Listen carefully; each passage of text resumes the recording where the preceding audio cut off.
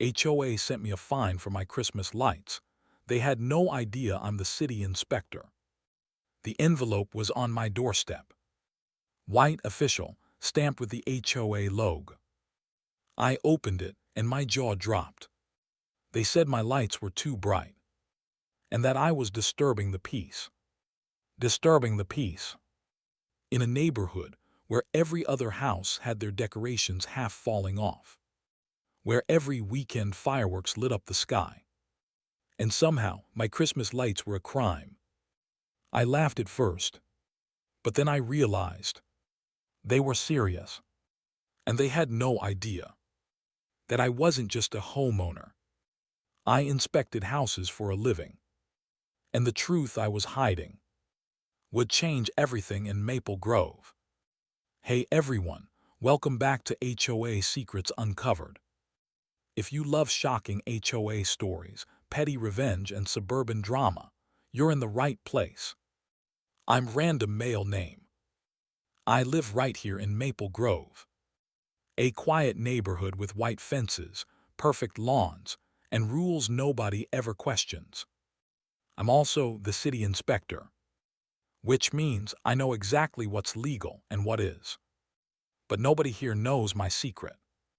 Not the neighbors, not the HOA president. Until now.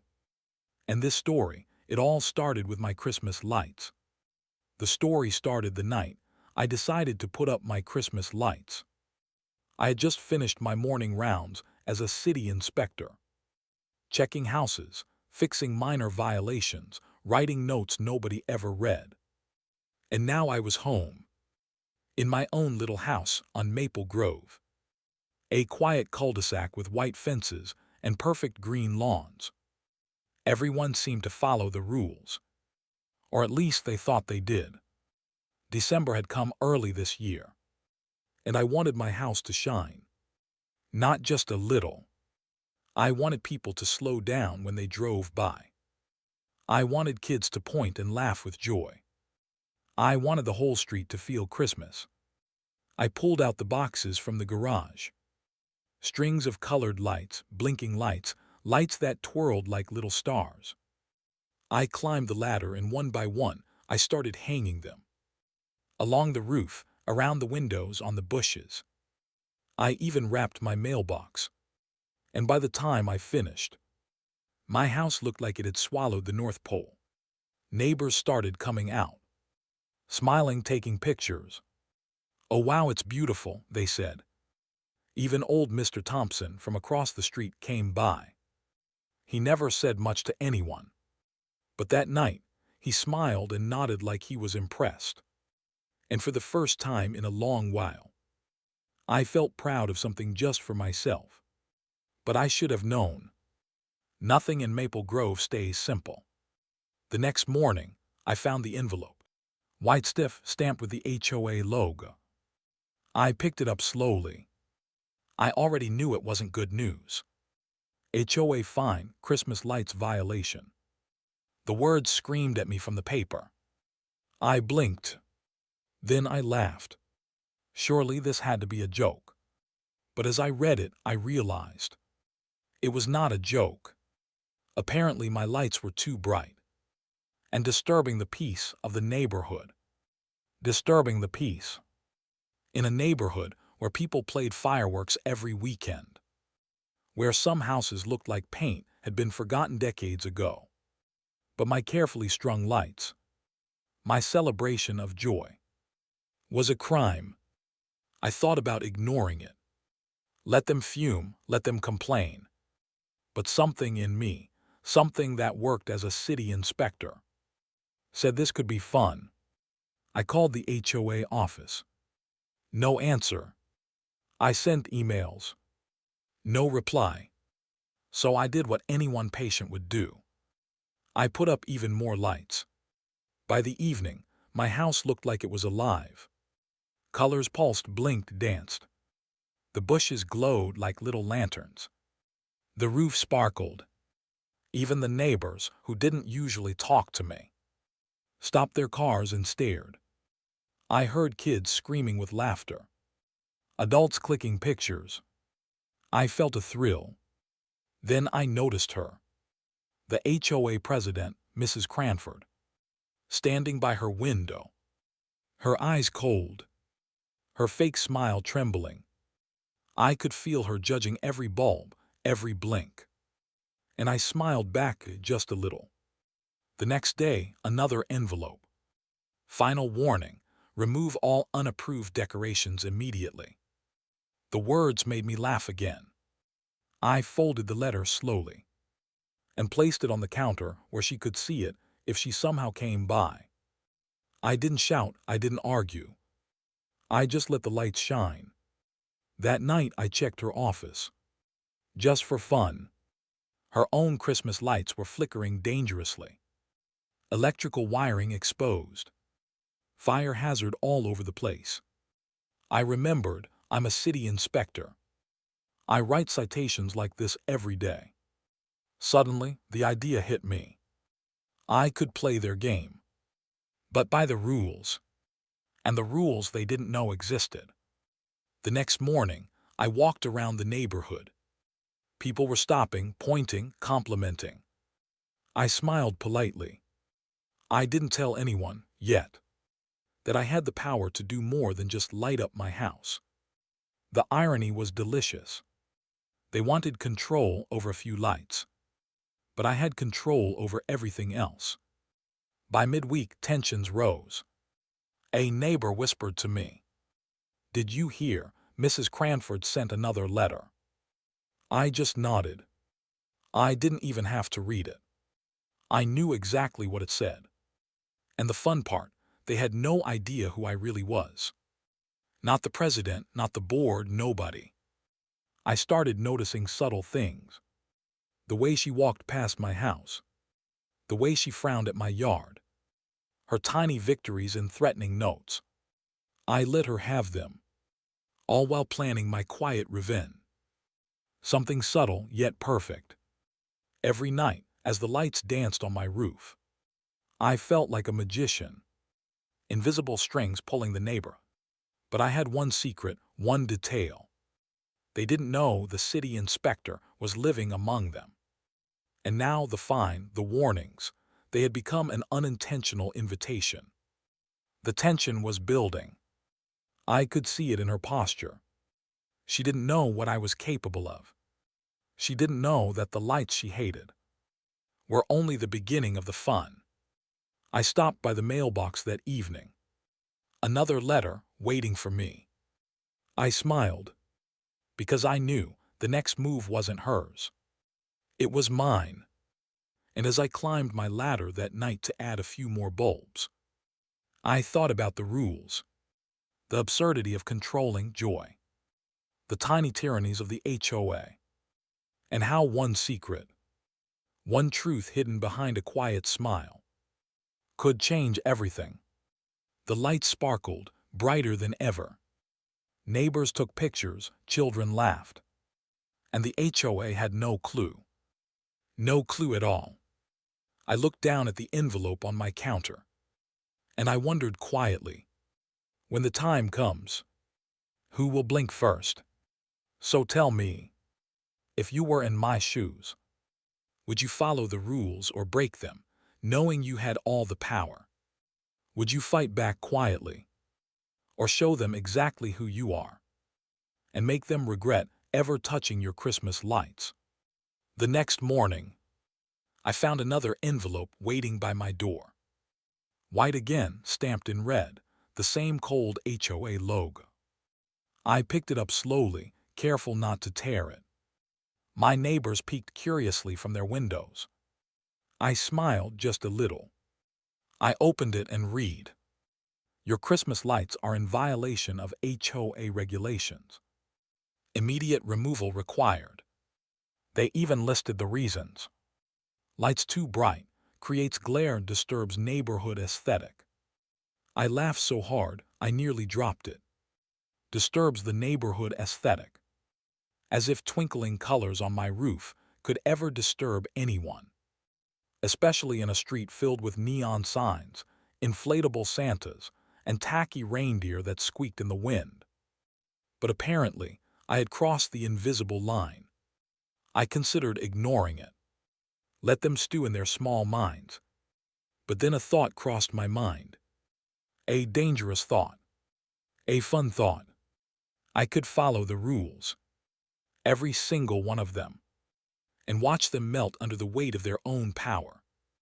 I could win without breaking a single law. The kind of victory that leaves a smile in your heart. So I did what anyone logical but mischievous would do. I climbed the ladder again, pulled out extra strings of lights, and started adding more. More than before. Brighter than before. Lights that blinked in colors they hadn't even imagined. By sunset, my house looked alive. Neighbors stopped by in amazement. They clapped, took pictures, some even left cookies on the doorstep. I waved, smiled. Let them enjoy the magic. But I could feel it. From across the street, her eyes. Mrs. Cranford peeking through the blinds. Her jaw tight, her hands gripping the curtain. I could see the small tremor of anger. The frustration. The tiny thrill of trying to control something and failing. By the third day, the letters kept coming. 3 in total, each more ridiculous than the last. One complained about the angle of the lights on my roof. Another claimed the blinking could interfere with neighbors' sleep. The last one, the most absurd, said the glow from my yard might affect local wildlife patterns. I laughed aloud. Neighbors came to check.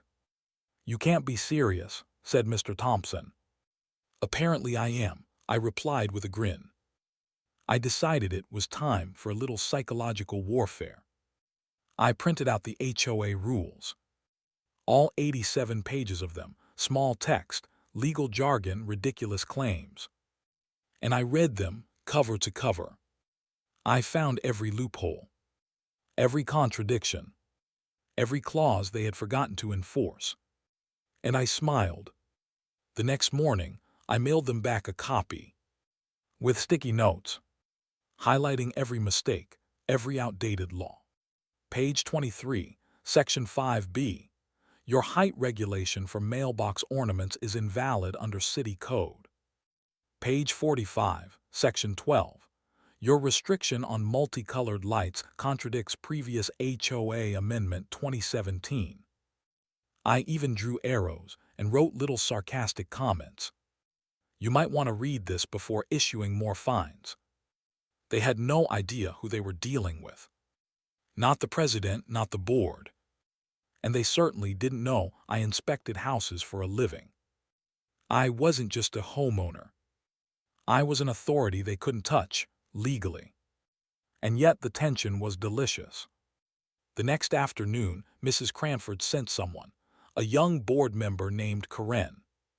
She knocked at my door, trying to look official, her clipboard trembling in her hands.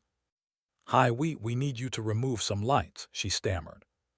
I smiled politely, invited her in for cocoa, all while counting the exact number of violations her own house had. Loose wires, peeling paint, expired permits, broken fence panels. I didn't say a word. I just poured cocoa and nodded as if listening. By the time she left, I had a list. And it was beautiful. Every violation a potential fine. Every broken rule a card I could play. I sat in my living room that evening, watching the lights blink softly, the glow from the yard filling the room. And I realized I hadn't even started yet. The next day, another letter came. Final warning, noncompliance may result in legal action. I smiled quietly. I had been waiting for this. The perfect moment to show them that their power was a joke.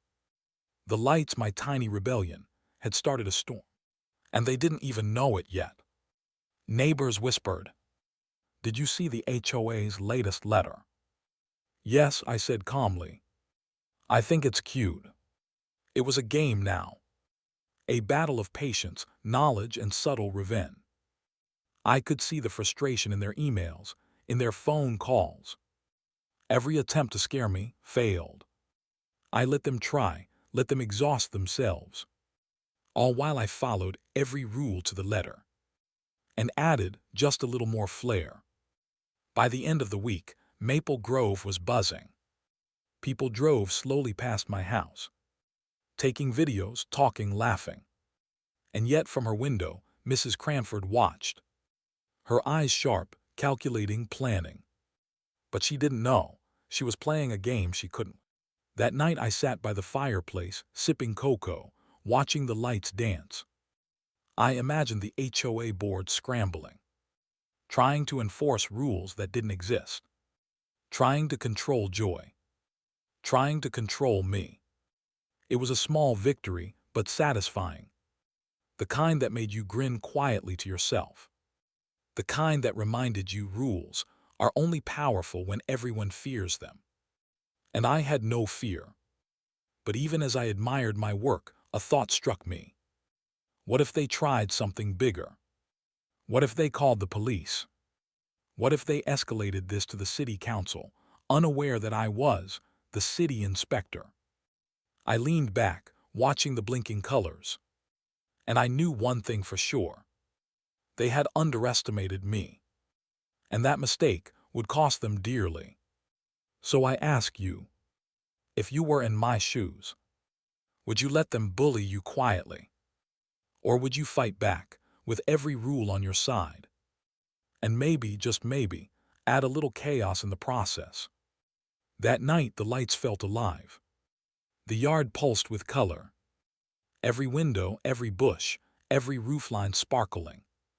Neighbors slowed down, phones out, recording. I smiled quietly, knowing they had no idea. Not about the lights, and certainly not about me. The next morning, the HOA struck back. Another envelope. Thicker this time, official letterhead, bold red letters. Final warning, remove unapproved decorations immediately. They even added, failure to comply will result in legal action and fines. I laughed softly, almost whispering. They had no idea the city inspector was standing in their tiny world. I decided to pay a visit to the HOA office, not to beg or argue, but to watch their reactions and maybe have a little fun. I walked in casually, clipboard under my arm, holiday sweater on, a polite smile. The receptionist looked up. "Oh, it's you," she said nervously. "Mrs. Cranford, she's expecting you." I nodded politely and entered the office. The room smelled like burnt coffee and paper. A small Christmas tree sat crookedly in the corner. Mrs. Cranford sat behind her desk, tapping her pen. Her smile was tight, her eyes cold, calculating. I placed my clipboard on the desk and said, "I received your letters." Her eyebrows lifted. "Yes, well, about your lights." I held up a finger. "Before we talk, I want to check something." I pulled out a copy of their HOA regulations. Highlighted pages, sticky notes, sarcastic comments. I could see her face tighten. Her board members shuffled uncomfortably behind her. "Page 12, Section 3B, I said slowly. "You claim my lights disturb the neighborhood aesthetic. But your own amendment in 2018 explicitly allows multicolored lighting for holidays." She opened her mouth, then closed it. I continued. "Page 27, Section 5. The restriction on blinking lights is invalid under City Ordinance 455. Her hand twitched. She tried to hide her frustration, but I saw it. By the time I finished, she was pale. Her board members whispered to each other. One even tried to hand me a form to fill out. I smiled politely. "I don't think that's necessary." I left the office. Lights blazing behind me in my yard. Neighbors watching. Some even clapped quietly from their windows. I didn't stop. I just walked home. Because the real fun hadn't even begun. That evening, the first real retaliation came. The HOA put up a complaint online. Neighbors could read it. House on 12th Street violating rules, creating nuisance. But the post made no mention of laws or codes. Just emotion, just anger. I laughed. They were writing a story without facts, and I had the evidence. I decided to respond in my own way. I sent photos of my lights, documentation of all regulations, even diagrams showing compliance. All polite, all correct, all submitted legally. And then I watched. Mrs. Cranford was furious. She emailed, called, even knocked on doors, trying to find leverage. But every time, I responded politely, clearly, and legally. Each response, a small hammer striking at the foundation of her control. Meanwhile, the neighborhood started taking sides. Some whispered in my yard, "Did you see the HOA trying to fine you?" Others curious, "Why doesn't he just remove the lights?" I smiled quietly. Not everyone understood what was really happening. And that was the point. By the end of the week, she made a mistake. She sent an inspector unannounced. I welcomed him and offered cocoa. Kept every paper ready. Every form, every code, every loophole. By the time he left, he looked exhausted and confused. And Mrs. Cranford, she looked defeated. She didn't know how far I would go or what I had in store. The tension, it was delicious. Every note, every letter, every whispered complaint. Fuel for a fire I controlled.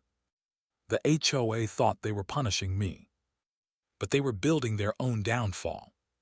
At night, I walked around my yard. Lights blinking softly. Neighbors waved. Some left cookies or mugs of cocoa. I thought about the irony. The organization that tried to control happiness was failing, and they didn't even know why. I realized something important. Power in a neighborhood like this is fragile. Very fragile. And it only takes one person, one secret, one plan, to turn the rules into a weapon. And I had everything I needed. I sat on my porch, listening to the faint hum of electricity in the wires, thinking about the next steps. They had no idea. Not about the letters I had ready. Not about the inspections I could issue. Not about the subtle revenge that was about to unfold. The board members were hiding behind formality. Letters, rules, threats. But in reality, they were panicking. And I was calm, because I had the upper hand, and I was about to enjoy every second of it. Then a thought struck me. What if someone else, someone higher up, got involved? Someone from the city, someone who didn't know me personally. Would they believe the HOA or the truth I had documented? Would the lights, my small rebellion, turn into a real investigation? Or would it blow over, leaving me to smile quietly in the glow? The night air was cold, but the lights kept me warm. And the hum of electricity, my reminder. I wasn't just a homeowner. I was the city inspector. And nobody here, nobody had a clue. And now I ask you, if you were in a situation where the rules seemed unfair, would you fight back quietly like me? Or would you try to intimidate them openly? Would you follow the rules or bend them for revenge? And if you had the power, how far would you go to prove a point? The next morning, I woke up to a quiet street. Too quiet. Usually neighbors would wave, kids would run around. But today, tension hung in the air. I knew it before even checking the mailbox. Sure enough, another envelope. Thick, official, intimidating. I didn't open it immediately. I sipped my coffee, watching the glow of my lights in the early sun. It felt like a warning or a challenge. Maybe both. Finally, I unfolded the letter. This time, the tone was different. Less about the lights. More about me. Your actions are deliberate, willful, and disruptive to community order. They wanted me to feel small, to feel powerless. But little did they know, I had a secret I never shared. Not with neighbors, not with the board, not even with casual friends. I was the city inspector. For years I had walked Maple Grove, written tickets, inspected wiring, checked permits, and nobody, not a single soul, ever guessed. It was my advantage. And tonight I was going to use it. I opened my laptop, pulled up their HOA records, old amendments, missed signatures, expired permits, buildings without proper inspection. And I started compiling every single violation I could find. Page by page, photograph by photograph, document by document. I wasn't breaking rules, I was enforcing them. On the very people who thought they ruled the neighborhood. I remembered the first letter from Mrs. Cranford. Her tiny red stamp of authority. Her perfect little handwriting. She didn't know she was about to face a storm she couldn't stop. And I had all the proof to do it quietly, legally, perfectly. I drove past the clubhouse later that afternoon. Casually. Not to intimidate. Not yet.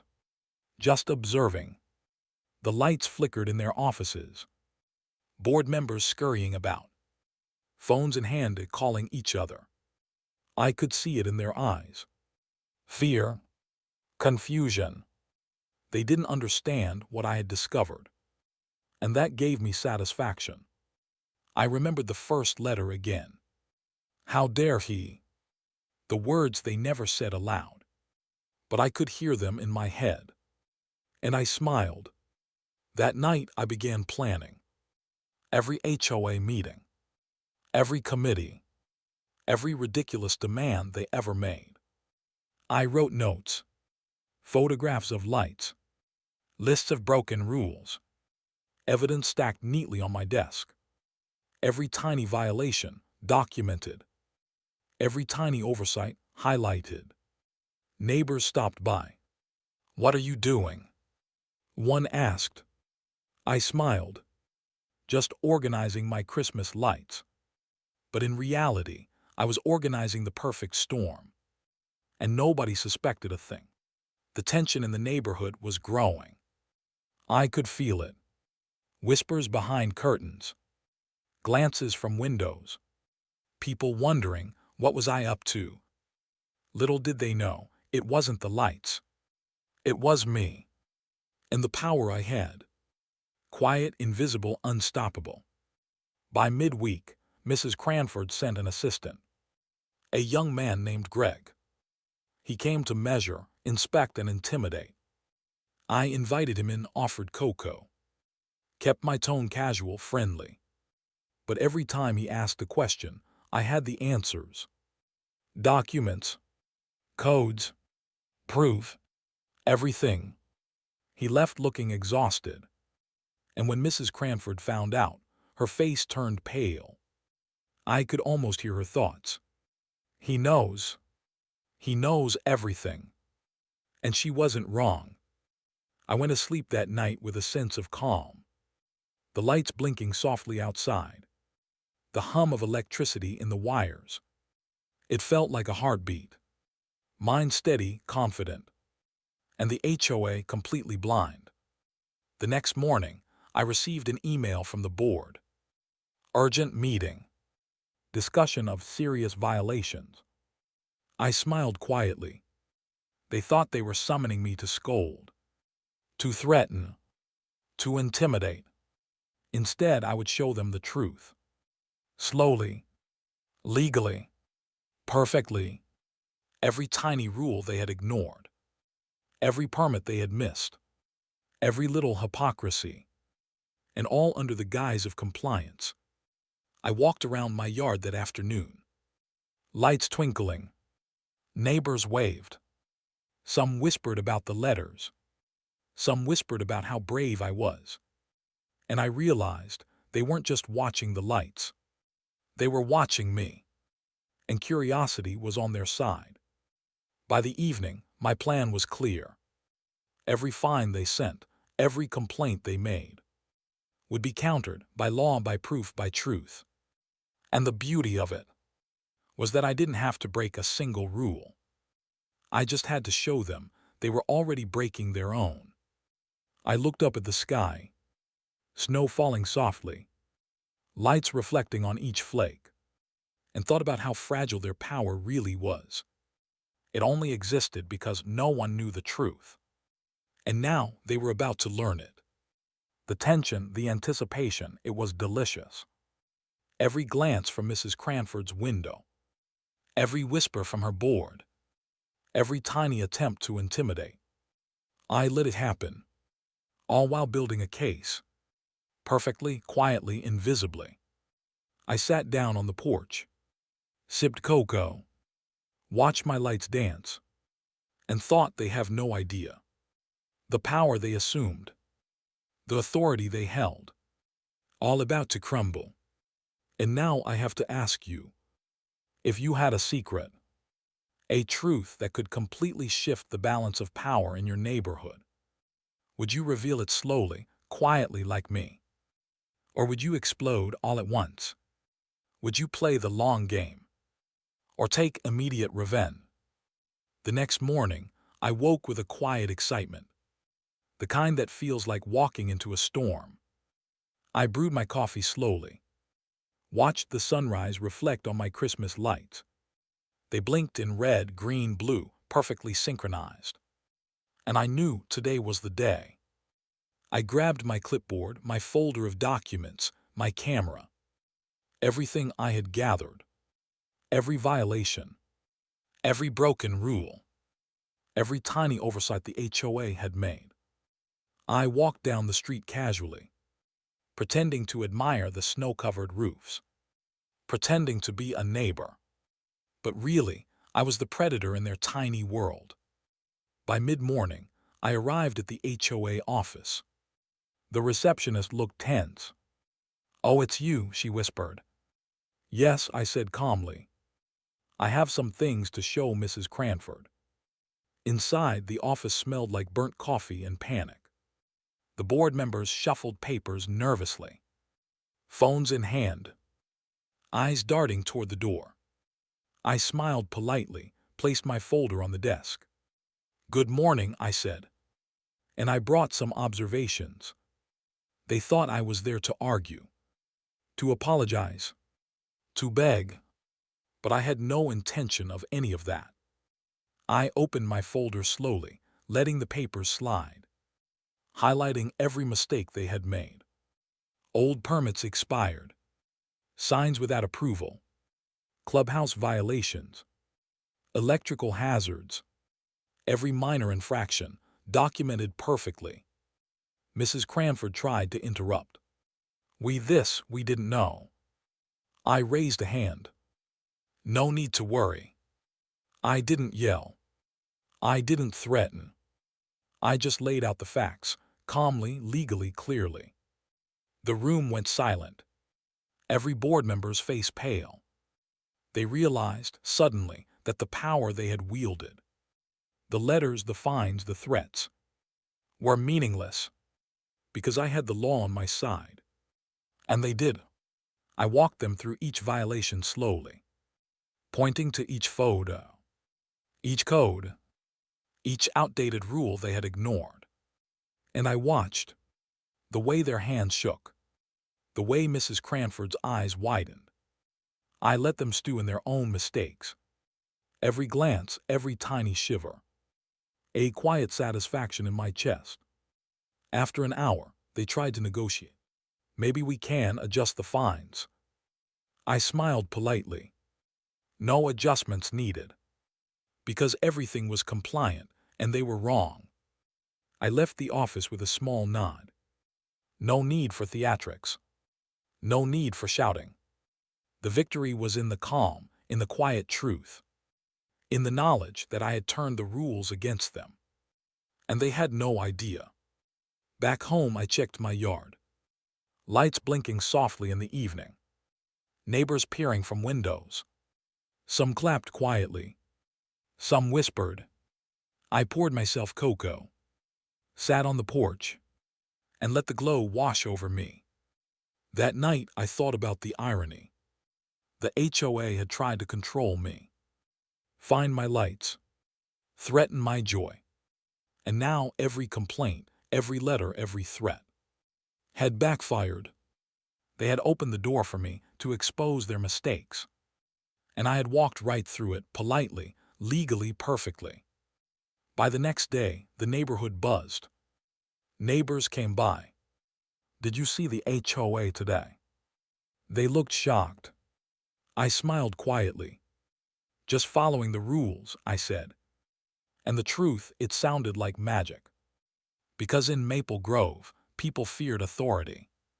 But they loved justice. Mrs. Cranford tried one last time. She called a meeting, invited the whole board, even some neighbors. Her face tight, controlled. I walked in calmly, clipboard in hand, lights reflecting in my eyes like tiny stars. And I let them speak first.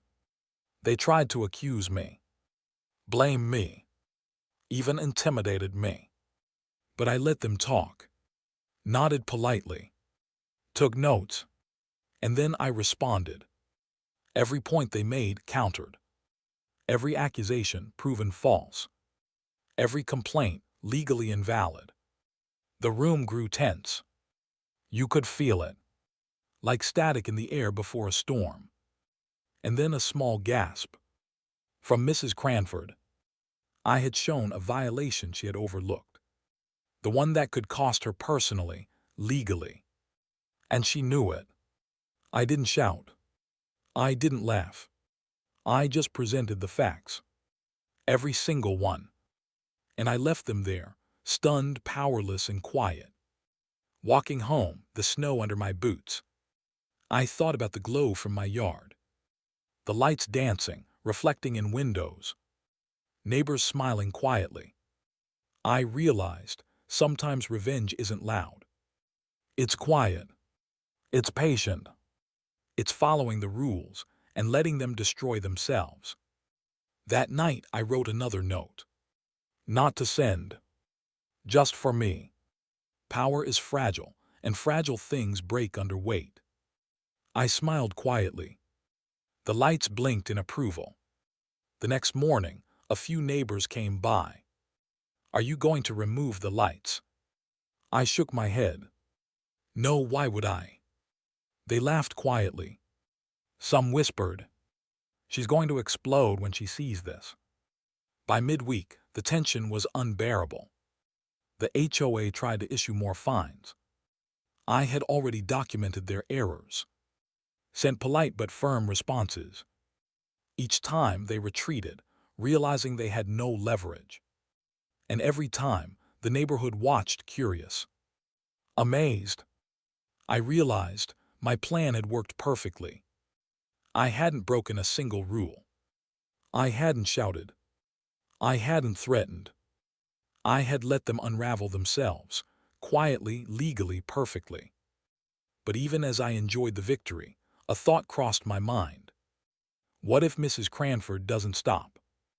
What if she escalates further? Calls the city council, reports me falsely, tries to make a public spectacle, thinking she can intimidate me. I leaned back on my porch, lights blinking softly, neighbors whispering, the quiet hum of electricity in the wires, like a heartbeat. And I knew. I was ready. Because I had the law. I had proof. I had patience. And I had every right on my side. So I ask you, if you were being targeted unfairly, would you follow the rules quietly, like me? Or would you break them openly to fight back? Would you let the system work in your favor or challenge it head-on? And if you had every law, every document, and every right, would you use it patiently or strike immediately?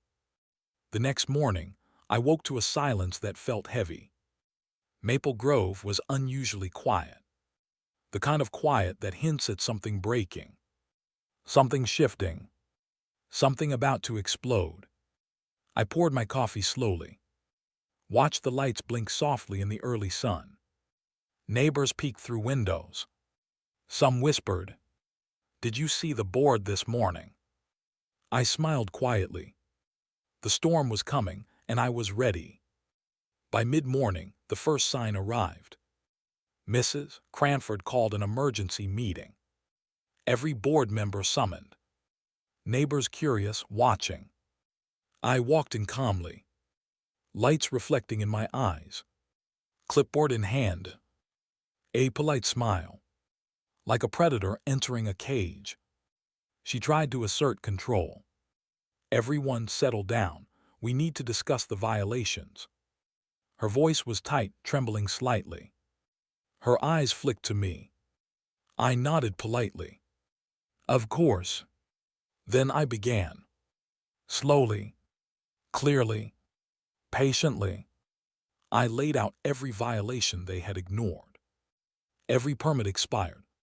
Every rule broken. Every hypocrisy. The evidence was perfect. And it wasn't just my word. Photographs, documents, city codes. Everything they had overlooked, displayed before them. The board members shuffled papers nervously, murmured quietly. The room grew tense. You could feel it in the air, like a storm ready to hit. Mrs. Cranford tried to interrupt. This isn't fair." I raised a finger politely. "Everything here is documented." I didn't shout. I didn't raise my voice. I let the facts speak. And the room fell silent. Her face pale. Her hands trembled slightly.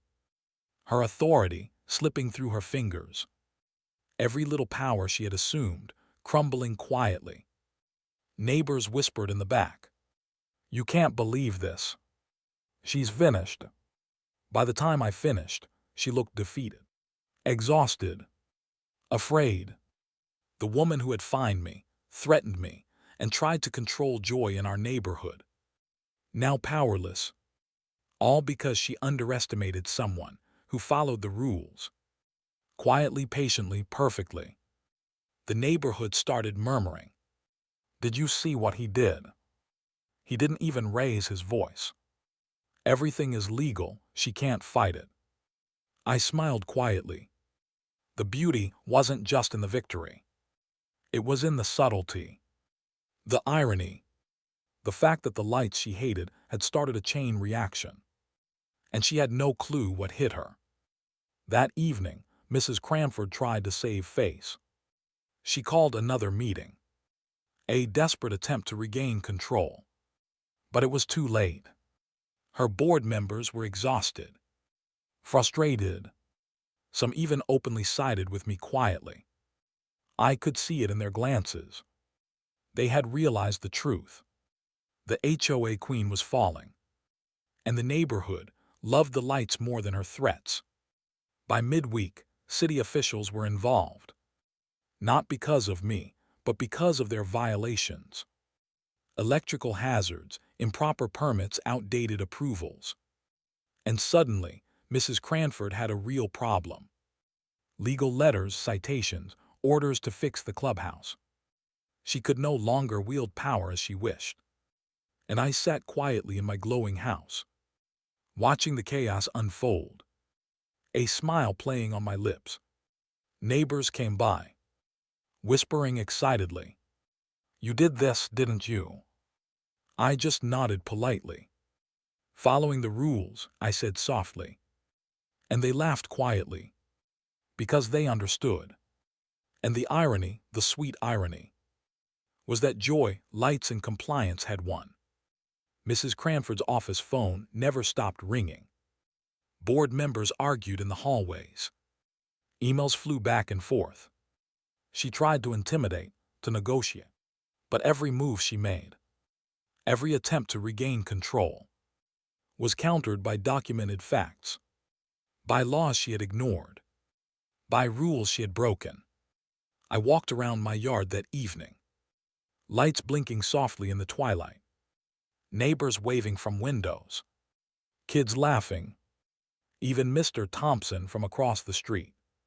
He smiled quietly. I realized it wasn't just about the lights anymore. It was about justice, about watching a bully crumble, and knowing I hadn't lifted a finger to break the law. By the weekend, the HOA board was in shambles. Mrs. Cranford's emails frantic, board members whispering, neighbors excited.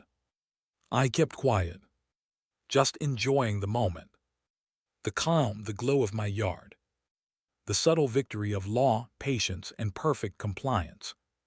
I remembered the first fine, the first letter, how they tried to control me over lights. And now the neighborhood knew. They saw the cracks in her power. They understood the truth, that the Queen of Maple Grove wasn't untouchable, and that sometimes following the rules perfectly could be the most satisfying revenge. That night I sipped cocoa, sat on my porch, watching the blinking lights, the snow falling softly, and I realized this wasn't just a victory over Mrs. Cranford. It was a lesson, a reminder to the neighborhood that authority is fragile, and patience combined with knowledge is powerful. And as I admired my lights, I wondered quietly, what would have happened if I had revealed my secret earlier? Would it have been easier or less satisfying? Would I have enjoyed the chaos as much? The tension had lifted, but only slightly. I knew Mrs. Cranford wasn't gone yet. She was hiding, plotting. But for now, the lights were safe, the neighborhood happy, and I calm, the invisible power of law quietly shining behind every bulb. So I ask you, if you were in a position where someone tried to control your happiness unfairly, would you fight quietly, using rules and logic? Or take a loud, direct approach? Would you wait for the perfect moment, or act immediately? And if the victory could be subtle, legal, and perfectly satisfying, wouldn't you choose it? The morning air was crisp. Snow dusted the rooftops. My Christmas lights blinked softly in the early sun. But today felt different. There was a buzz in the neighborhood, a whisper of something new, something final. I walked to the mailbox. Another envelope. Thick, official, stamped in red. I didn't even need to open it. I knew what it was. The HOA's last desperate attempt to regain control. Or maybe a formal complaint to the city council. I sipped my coffee, watching my yard. Lights reflecting off the snow. The glow felt alive, almost like it knew what was coming. Neighbors peeked from windows. Some waved. Some whispered quietly. Excited. Curious. And I smiled, because today would be the final act. By mid-morning, Mrs. Cranford appeared, huddled with a few board members. Faces pale, hands trembling, the aura of panic surrounding them. I walked past them casually, clipboard under my arm, lights reflecting in my eyes, a polite smile on my face. She tried to speak. Please, you ca. Her voice broke. Her eyes darted nervously. She had no idea the storm she had created, or the secret I held. I nodded politely. Good morning, I said calmly. And I believe we can resolve this. I laid out every violation again. Every broken rule. Every outdated permit. Everything she had ignored. All documented. All legal. All undeniable. And I watched her face. The Queen of Maple Grove, crumbling quietly. Her authority stripped away. Her power evaporating under the weight of her own neglect. Board members whispered. Phones rang. Neighbors gathered, watching quietly, some in awe, some cheering silently. The tension in the air thick, heavy, electric. I didn't shout. I didn't laugh. I let the evidence speak. Every photo, every document, every law. A quiet hammer hitting the foundation of their false control. By afternoon, city officials had arrived. Not because of me, but because of the HOA's mistakes. Electrical violations. Unapproved decorations in common areas. Expired permits. And suddenly, the HOA president had real problems. Legal letters, fines, inspections, consequences she could not ignore. And I just watched quietly. Lights blinking softly in the yard. Neighbors smiling. Children pointing. The neighborhood alive with joy. I realized this was the moment. The neighborhood had shifted. Power had changed hands. And I hadn't broken a single rule. I had followed them perfectly. And let the weight of truth do the rest. By evening, the lights were brighter than ever. Neighbors stopped by. Whispered excitedly. "Did you see what happened? She's finished. Your house, it's incredible." I smiled quietly, just enjoying the glow. The satisfaction of justice delivered, without a single raised voice. Mrs. Cranford tried one last time. A small, desperate plea. But it was over. The HOA board exhausted. The neighborhood watching. And I calm, because I had followed every rule, documented every fact, and allowed their power to crumble on its own. I walked around my yard. Lights reflecting in the snow. Neighbors waving. Children laughing. Even Mr. Thompson from across the street smiled quietly. And I realized this wasn't just about lights. It was about fairness, about patience, about watching a bully fall, quietly, legally, perfectly. That night I sat on my porch, sipping cocoa, watching the blinking colors, thinking about the journey, from the first fine to the final collapse. The tension, the suspense, the satisfaction. Everything had led to this moment. The neighborhood had learned a lesson. Authority can be fragile. Rules, when followed perfectly, can be powerful. And patience can turn the smallest spark into a flame. Even in a quiet cul-de-sac. I thought about Mrs. Cranford. Her letters, her threats, her small tyrannies. And I smiled quietly. Because sometimes, the best revenge is not breaking the rules, but following them perfectly, and letting the truth shine brighter than any light. The glow of my yard reflected in the windows. Neighbors quietly cheering. Children pointing. And for the first time, Maple Grove felt alive. Not controlled. Not afraid. But free. And now I ask you, if you had the power to turn the tables quietly, to follow every rule perfectly, and watch someone crumble under the weight of their own mistakes, would you do it? Or would you act openly, risking everything? Would you wait patiently? Or take immediate action? Tell me if you were standing in my shoes tonight, watching your lights shine, and knowing the power of patience, law, and truth. What would you do next? Comment below. I want to know your strategy.